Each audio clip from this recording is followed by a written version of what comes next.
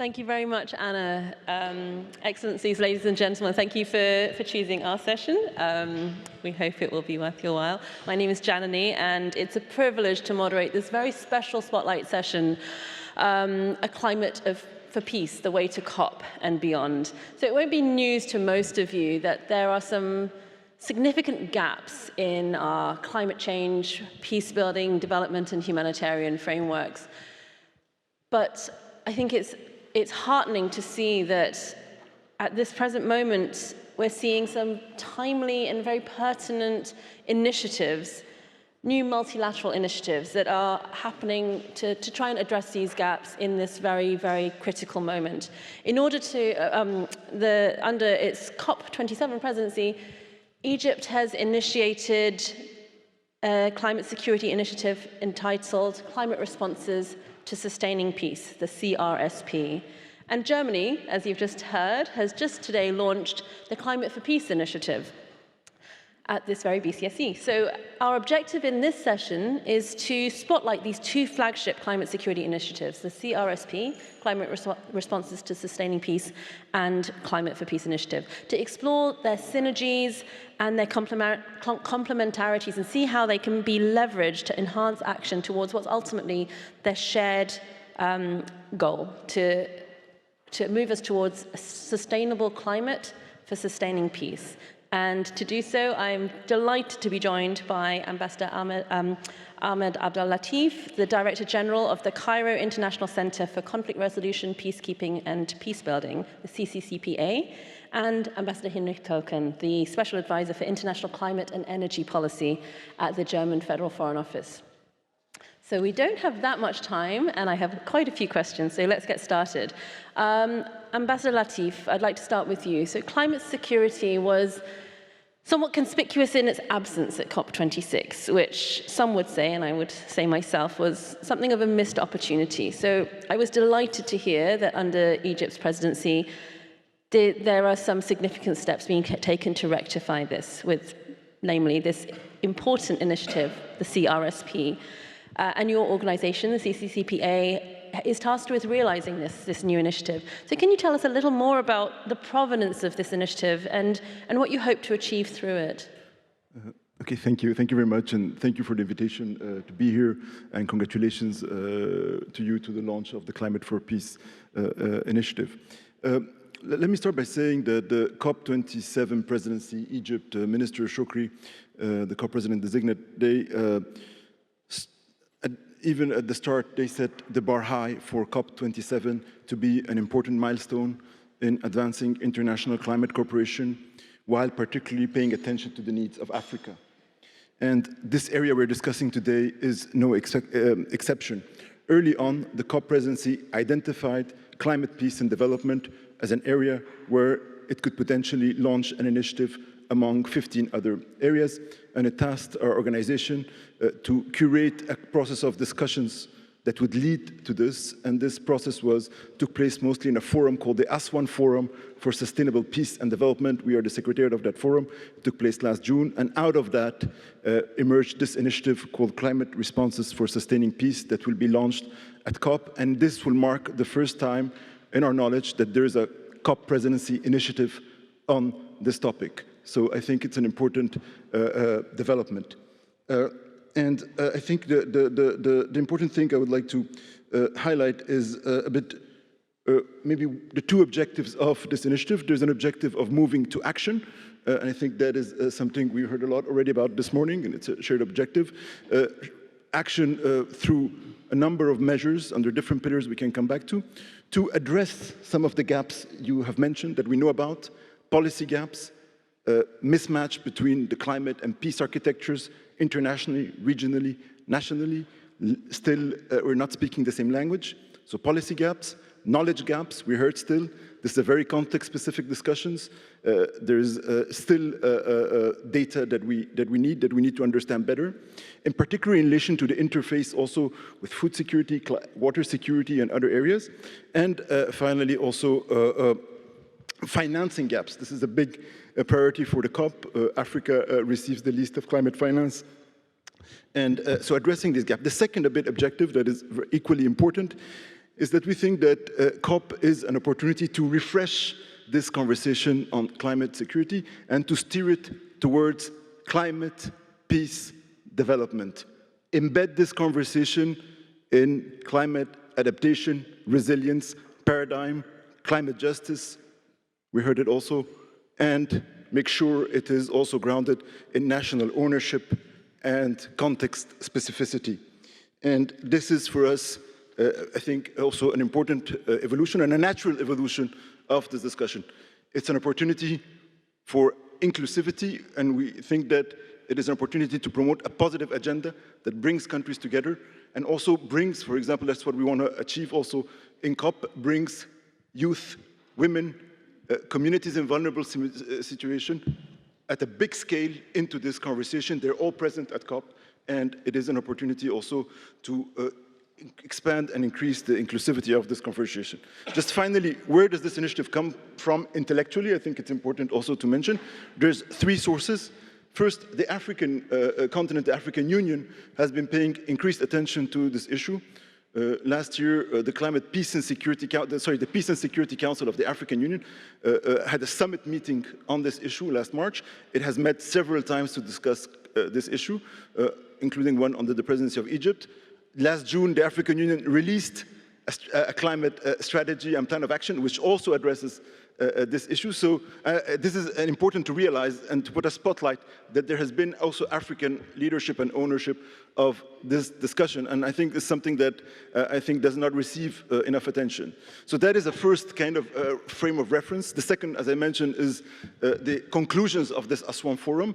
It's a peace and security forum that works at the intersection, reinforce the intersection of peace, security, and sustainable development.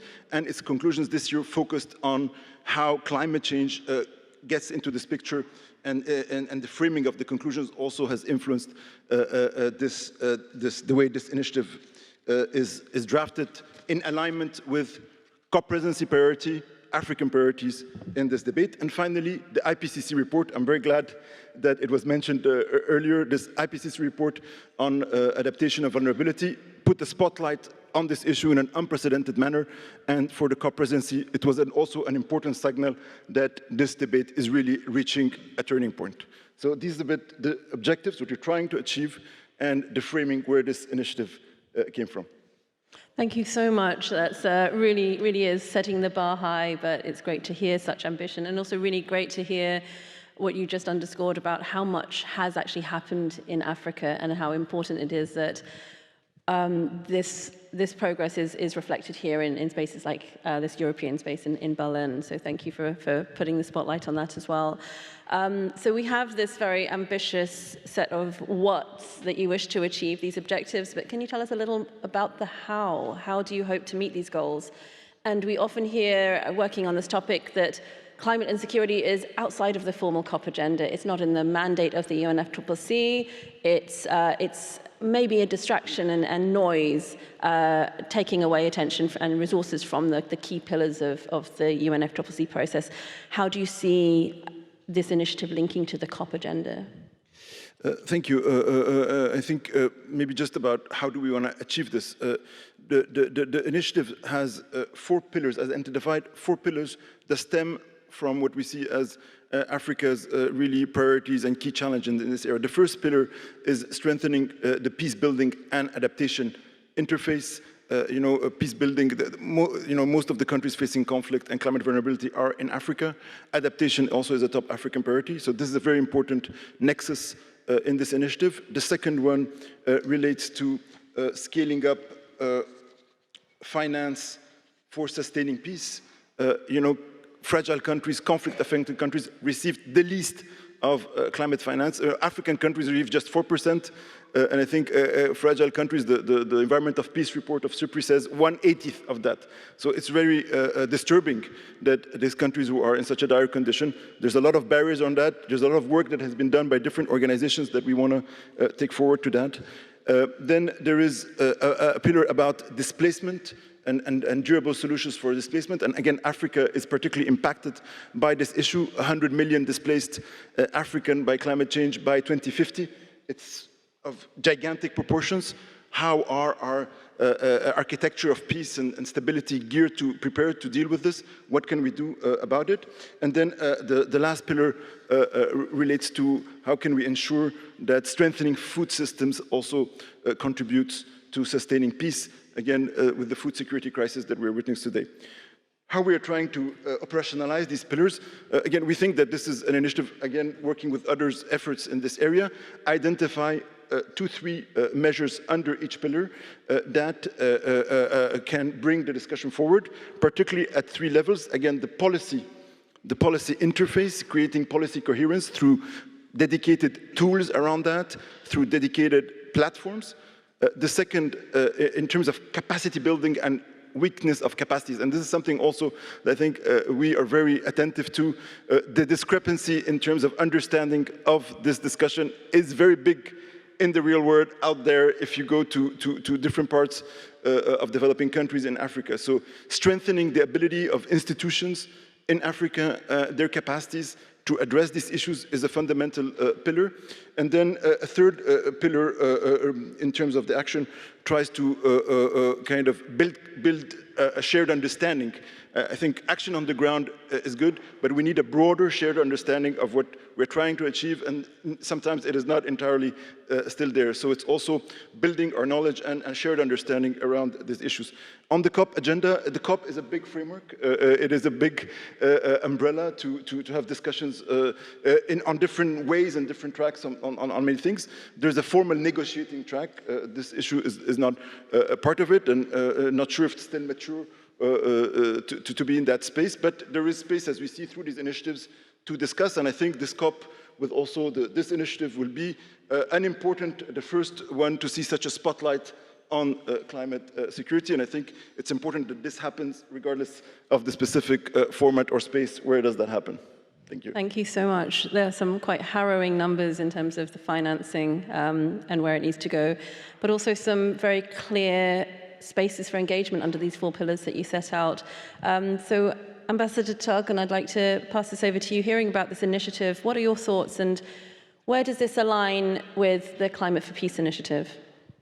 Yeah, first of all, I'm very happy that my friend Ahmed Abdel-Latif is now here and presenting this COP initiative here at this conference. I think this is a great feat, and we are very excited that you are here and that we discuss possible points of contact and possible ways how to cooperate and complement these initiatives. First of all, I think initiatives like the Climate for Peace and the CRSP initiative are overdue. We have been talking about climate and security, you know this, Janani, for a dozen years, I think, at least. That's the time span that I can overlook. And we've always said we must come to political action, we must go beyond rhetorics. We still say it, but now is the time where it's really happening, and I'm very happy about this, and I just witnessed the discussion of the foreign minister with a couple of other ministers, and it's really getting concrete now, and this is so exciting. So where can Climate for Peace and CRSP come together? I think both can help to strengthen the momentum of the debate on climate and security in international fora even more, put it on the UNSC agenda. This is still the prime target that we have as a discussion forum. COP27, very happy that this is discussed there, but also beyond. We understand and we welcome that CRSP has a very African ownership, an African focus. I think this is dearly needed because this is the continent where most of the action in either way is happening, and therefore we need clear strategies and clear projects for the African continent. We welcome that CRSP is very broad in its approach and very dialogue focused, and we know that Climate for Peace intends to be more project focused and really looking at the countries participating. We want them to come up with concrete projects to be implemented in their countries or in third countries. So the 2 initiatives can complement each other, can strengthen each other. So this is a typical win-win situation for me. Wonderful, thank you. Ambassador Latif, back to you. CRSP is very much Africa-focused, as you've underscored, but as I understand it, it seeks to bring in international actors from everywhere. What are your expectations and hopes regarding support from global actors and initiatives? Maybe are there any areas in which you see potential for engagement with Germany or the Climate for Peace initiative in particular? Thank you. Let me just subscribe to much of what Ambassador Tolkien said. I mean, I think it's very positive to have these two initiatives. They bring a lot of political momentum, and we can together. Important is to mobilize leadership around this issue who needs this, and there's synergies, a lot of synergies to look at. I think it's an.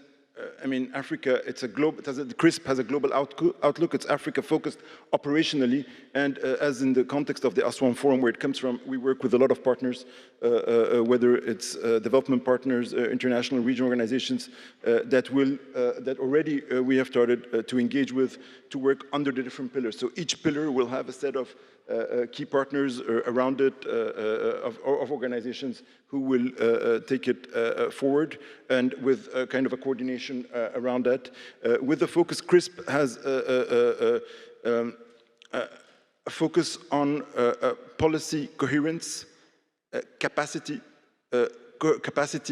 building capacities, and we think that we need the projects, and we welcome also the focus on implementation goes with the priorities of our COP, along with strengthening the capacities of countries, their abilities to implement the policies and transformative change we need around that.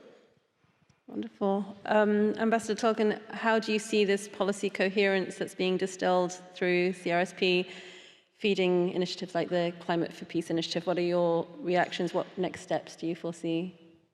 As I said, it all looks very good. So we believe that whatever action is taken must be informed by the needs on the ground. By the way, also informed by science. I still see Johan Rockström here in the room, which is key also to any work that's being done on climate security. What unites us, what unites the both initiatives, is that we are based on partnerships. We want to work with partners to get the issue forward.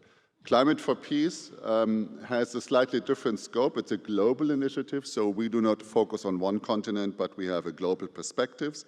And it's also decisive that the members themselves can decide on the priorities. We do not want to steer this as somebody who has come up with a good idea, but it's a collective effort, and we want to see a structure of cooperation and of dialogue, and this is something that hopefully needs to develop. Next step for us, for our joint engagement, is an official side event at COP27. So this is also where we will make our entry to the COP world and present the initiative there. And hopefully we can continue the happy and fruitful dialogue in Sharm el-Sheikh on the occasion of the COP presidency.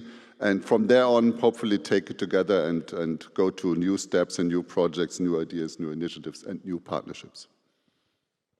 Thank you.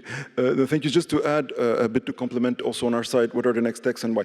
The Africa focus is not just because this COP in particular has, it's attentive to Africa, but we think in this discussion, the fragilities, the vulnerabilities in Africa are unique actually, because it is, as it was mentioned before, interconnected setting where countries are confronted simultaneously to armed conflict, to terrorism. It's the continent with most armed conflicts. It's the countries with the highest death of terrorism. It's the countries most vulnerable to global shocks, such as food and energy security. So this is, we think, is an added rationale to have a particular focus on Africa and the weakness of capacities there to address this issue. Our next steps will be also a launch in COP of this initiative, working with partner. And again, it is also, this initiative is not set in stone. It is intended to be a living organism and also to evolve with the contributions made to it and working broadly with all the stakeholders in this community. Thank you so much. We just have less than 2 minutes to go, and I'm going to ask you a maybe slightly difficult question to end with only 45 seconds to answer. This all sounds very fruitful, but what are the challenges? What are the risks to getting there, to achieving these goals? And how do we avoid duplication? How do we avoid, having these parallel processes that perhaps are running away from each other? What are the risks or what do we need to get to achieve the goals that we share? Ambassador Tolkien, let's start with you. Yeah, thank you. How do we avoid duplication? I mean, we sit here together, we talk about our projects. I think we can avoid duplication by working together and being very open and transparent. I see a lot of willingness and a good transparency and spirit here. I think it's also important to make sure that this is not a theoretical debate, but when we talk about adaptation, when we talk about climate finance, when we talk about loss and damage, all of these huge issues have security aspects included in them. We must understand what is going on here and translate this also in foreign policy action, and this is what we think is important. Let me come back to the Security Council. We are currently not on the Security Council. We are campaigning for another bid in 27, 28, but we are, of course, working with countries currently in the Security Council. We want the Security Council to be seized. We want the Security Council to make progress, and we hope to overcome a situation where one country can block a debate and a resolution on this key issue for the time being. This is not good. This must be remedied. This is what we're working at. Thank you. No, on avoiding duplication, I fully agree. I think we will. I think sharing information on this issue and the lessons learned from our respective work is key to make any progress on it. And I think we're both very attentive to that.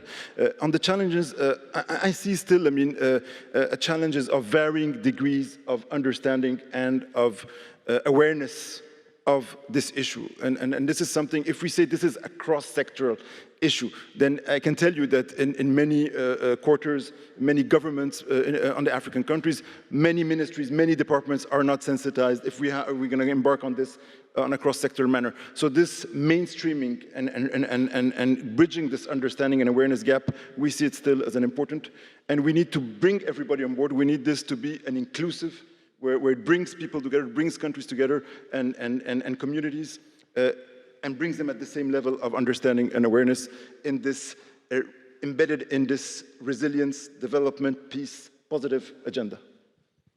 Thank you so much.